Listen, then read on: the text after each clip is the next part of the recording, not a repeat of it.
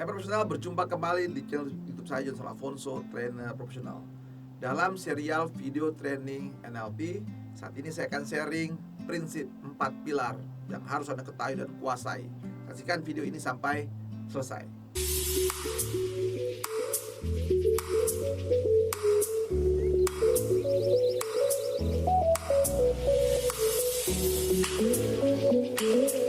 Empat prinsip, 4 pilar NLP yang diasumsikan sebagai tonggak keberhasilan bagi seseorang dalam menerapkan NLP untuk melakukan perubahan dirinya atau menolong orang lain atau mempengaruhi orang lain. Nah, 4 pilar NLP di situ adalah ada outcome, ada sensory equity-nya, ada behavior, flexibility, dan rapport. Oke ya, pertama outcome. Outcome di sini artinya adalah outcome berarti kan bisa tujuan, target gitu ya. Berpikir dan bertindak dengan berorientasi pada hasil. Jadi outcome itu berpikir, bertindak untuk mencapai hasil, orientasi hasil.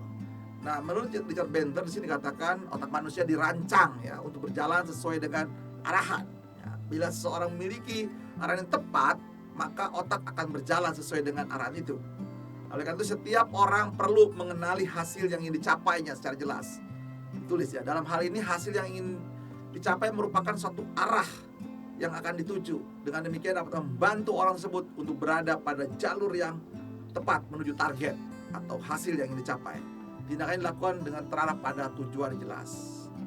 Ya, jadi outcome secara prinsip adalah sahabat sekalian, Anda harus punya goal setting, punya goalnya mencapai. Nah, setelah jelas tujuan yang mau dicapai, maka berikutnya Anda melakukan namanya memperhatikan prinsip kedua, yaitu sensory equity atau optimalisasi kepekaan fungsi indera. Nah, fungsi indera Anda ini dilatih, indera ya, mata, telinga, hidung, mulut, kulit. Nah, ya.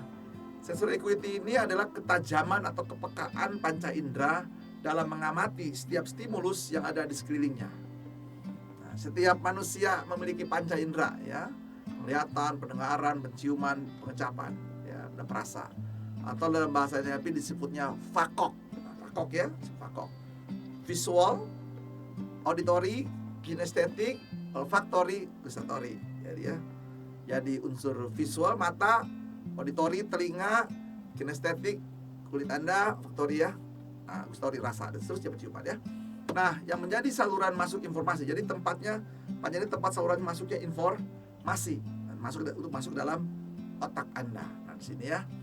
Nah, adanya kepekaan indera mampu mengenali stimulus dengan lebih akurat dan membuat respon yang tepat. Jadi bisa di sumber masukan ya sahabat sekalian ya. Panca indera kita memiliki keperanan sebagai tolak ukur dalam merancang ya atau menerapkan hasil yang dicapai. Makanya kalau Anda tadi sudah punya outcome, Anda bayangkan mau beli rumah, kan jelas ya.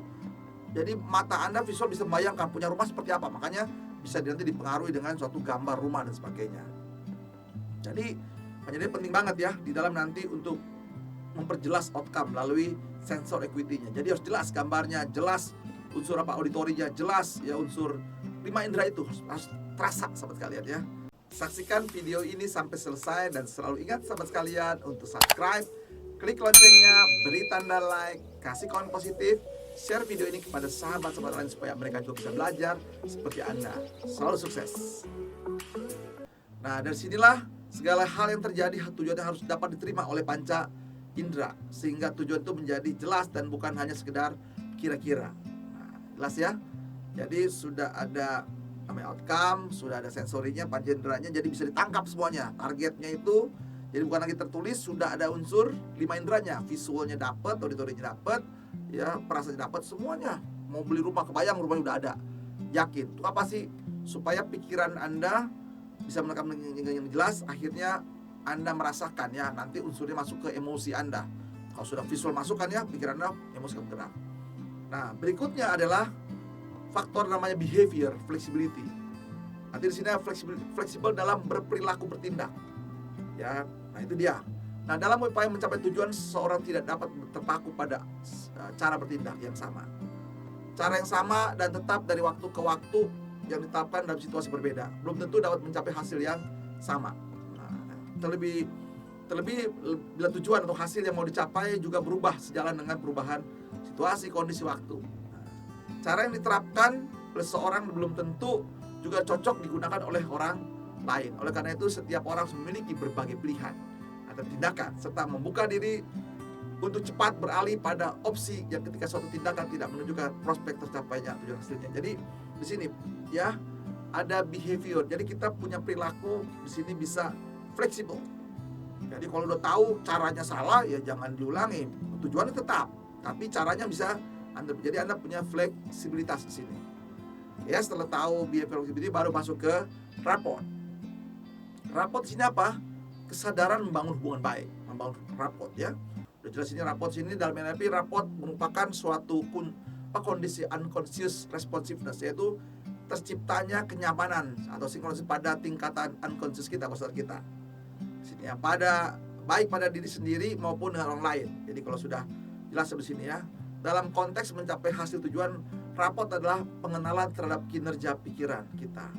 Nah, jadi dalam ini penerimaan kenyamanan diterapkan hasilnya. Jadi targetnya ditetapkan ya.